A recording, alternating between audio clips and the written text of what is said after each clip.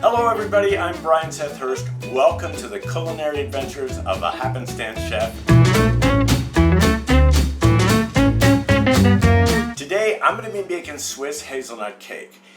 The reason I'm making it is because when I was a little kid growing up in Havertown, Pennsylvania, in Ardmore, Pennsylvania, there was this place called the Swiss Pastry Shop, and they made hazelnut cake. And if we were really good, my mom would bring that cake home. So today, I've decided to do my best to make that cake. I have gone to different recipes on the internet to see what I could find and see what I could futz with, and I've come up with something, which I will put below. If you want, like the channel, subscribe, hit the bell to know when I'm cooking something new, and when you see something that you think I could be doing differently, or you'd like to challenge me to make something, comment. As generally the rule, I'm starting with the dry ingredients first, and preparation for me is the secret to success, whether I'm producing a film or whether I'm cooking. So I've laid out everything ahead of time, a couple things in the refrigerator so they don't go bad. So I'm starting with cake flour. Now, cake flour is different than regular flour. It's finer, it makes for a fluffier cake, but if you don't have cake flour, for every cup of flour you have, you actually take a tablespoon out and replace it with a tablespoon of cornstarch. So I didn't need to do that because I have cake flour. This is a cup of sugar, just regular granulated sugar. In here I've put 1.5 teaspoons of baking soda and a half a teaspoon of salt. And then this is hazelnut. Now what I've done is I've roasted these hazelnuts and I've left the skin on. I've roasted them for 10 minutes at 350, left the skin on, put them in a grinder, and here we go. So fine ground.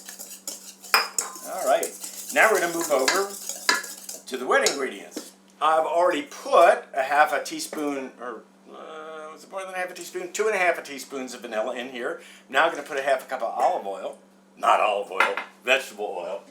And 3 egg yolks, which I've kept clean in here. And I'm going to whisk those together.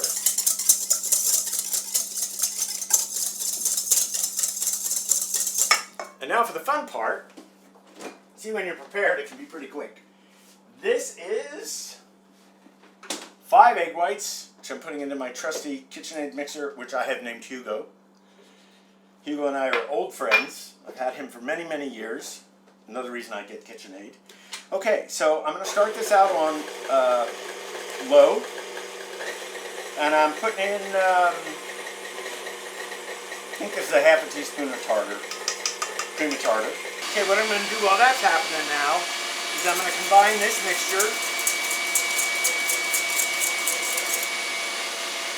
in with the flour mixture. I'm waiting for these to get to be those peaks that you look for with meringue or any egg whites. So what I'm going to do first, once again, my trusty hands, I'm just going to fold in about half of this to start with. Oh yeah, this is perfect. I'm going to be careful about the way I fold this. I might actually be mixing it with my hands. I don't want to lose the air. Okay, so that looks great. So that's going to be almost a cup here. Oh yeah, there's definitely more in that one. Okay. And now I'm just going to throw them in the oven. 25 to 28 minutes. And then check to see if the top is golden brown, a little spongy. And then we're going to let them cool. So the topping, after frosting, obviously is going to be shaved chocolate. So this is 70% cocoa. I have put the disc in the freezer.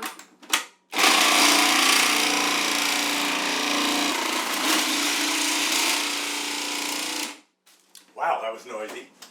Acting quickly. I've already tried a little first, but oh yeah, this is how I remember it. Look at that. Alright, I'm gonna throw this back in the freezer for now. And that is what I will use to top the icing. Yeah, these are cool to the touch. I didn't have to run a knife around the edge. Parchment also stayed in the pan. This, so there was less. This did not rise as well as this one did. We're going to let them cool for about an hour, and then the frosting, which is my favorite part. So I'm figuring out here that what I might have done, because I didn't get the rise that I wanted, and I won't know what it tastes like, but I think I might not have whipped the eggs, the egg whites enough. That could be number one. Or when I folded them in, I stirred too much and took the air out. But we'll see how it tastes. Now I'm going to move on to the icing, which is probably going to save the cake because everyone loves icing. So I've got a cup and a half of butter in here on low. I'm adding a quarter teaspoon of salt. And then I'm just going to let that mix for a minute and then turn it up. And I'm slowly going to add confectioner sugar. This is 1 3/4 cups. Come on, Hugo. My next step is to add 12 ounces of marshmallow cream. Now, I just ran out and got this big tub of marshmallow cream. But if you have like standard marshmallows at home, there's a way you can make your own marshmallow cream with like half a bag of marshmallows or a full bag of marshmallows and I think a couple tablespoons of Caro. The thing about making stuff for the first time is you have no idea what it's supposed to look like. And now I'm going to start to add this marshmallow cream. And now, I ordered this online from Amazon. This is hazelnut liquor essence. And I'm going to add 2 tablespoons of this.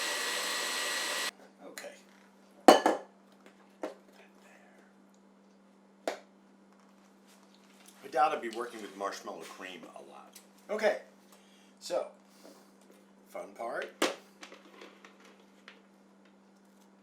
Alright, next layer.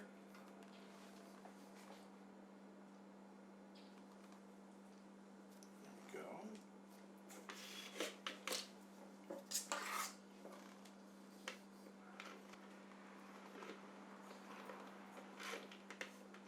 go. Okay, then let's switch to a smaller, just so I can make some pretty things on here, because I don't use my hands for this, even though it's much better if you use paper, because then the chocolate doesn't melt. I have enough. And let's give this a shot.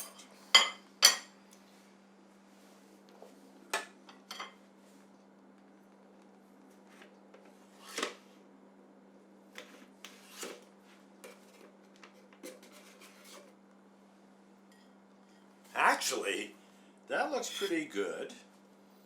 All right, Andrew, since you always get the first taste.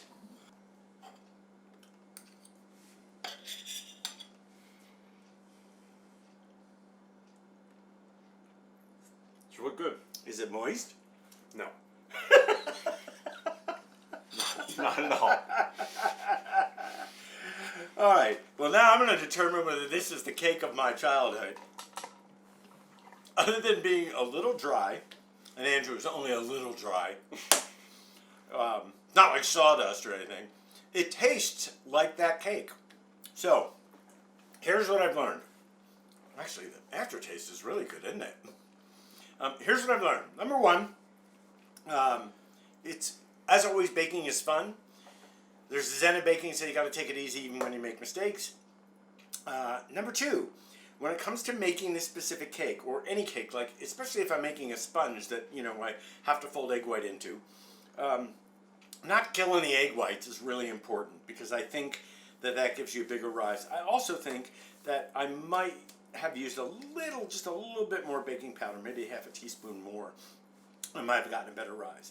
I have to say that the icing is amazing. Is perfection. It is perfection. All right.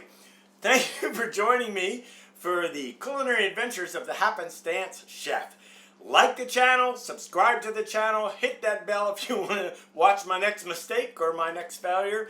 And if you've got guidance, if you've got ideas, if you've got anything to say, be sure to comment. And I will see you the next time. So now it's a week later.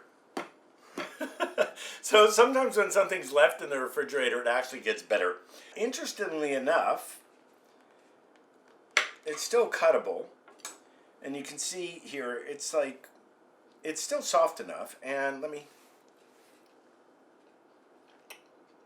it still actually tastes really good. If you live somewhere near Studio City, California, and you want to sample some, we're not eating all of this ourselves. We're trying to give some of it away. So feel free to let me know in the comments if you're local to Southern California. We'll see what we can do.